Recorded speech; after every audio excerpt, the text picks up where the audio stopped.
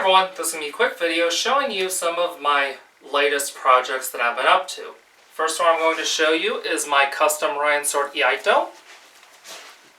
As you can see, I have rewrapped the ska. Before rewrapping it, I also touched up the samigawa. I just gave it a couple coats of lacquer and then I rewrapped it in silk.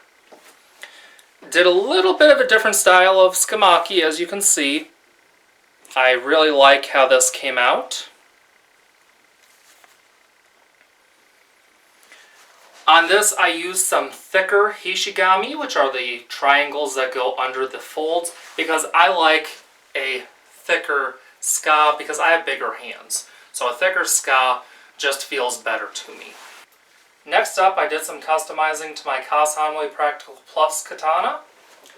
I put shitome in the kurigata, which the shitome are these little golden eyelets and the kurigata is this belt knob. I threw the sagio in the wash a couple times to soften it up, and I also put some nice long tasseled ends on the sagio. To do this, what I just do is I tie some thread around the sagio before I put it in the wash. Then when I put it in the wash, it'll unweave up to the thread, and then I just use a hairbrush to straighten them out. I also touched up the edge on this one now, so it's even sharper. Next up, on my older cold steel o-bokken, I wrapped the middle in tennis racket tape. And the reason why I did that is because I have this here stippled. This was actually the first thing that I ever stippled. And I really like the texture, but the problem is when doing certain techniques, the middle of the ska can come into contact with your training partner depending on the technique that you are doing. And this awesome texture is not so nice against the forearm, for example. When scraped against the skin like this, it kind of feels like having rough grit sandpaper scraping against your skin. Not nice at all, not a very pleasant feeling.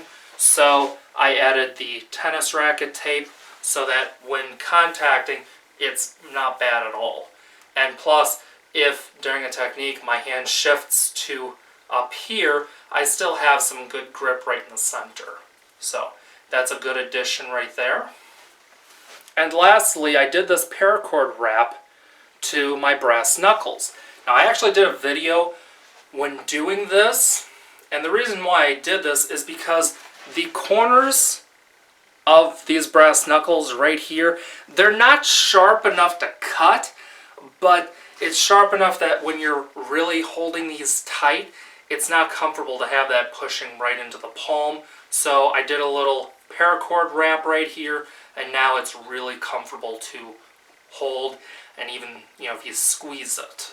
So that's much more comfortable, and as a result, obviously, that would be more comfortable for actually using these. For any of you wondering what this little post is, I bought these from a gun show, and these are sold as a belt buckle. But this little post can come out. As you can see, it unscrews, but when you unscrew it, you have this little hole right here. Eventually, I'm thinking about putting this in, tightening it in, and then just breaking the post off, but keeping the screw in there pretty much to fill in the hole. And I might do that someday. For right now, I'm just leaving it like that. I might even just unscrew this and just put it aside for now. We'll see. But for right now, there's my brass knuckles. So that's pretty much it. That's all my projects as of late.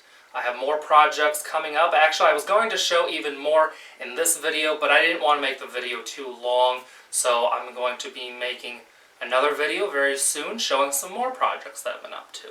So, thanks for watching. Be sure to like, share, and subscribe. Follow me on Facebook, Instagram, and Twitter. I'll see you next video. See ya!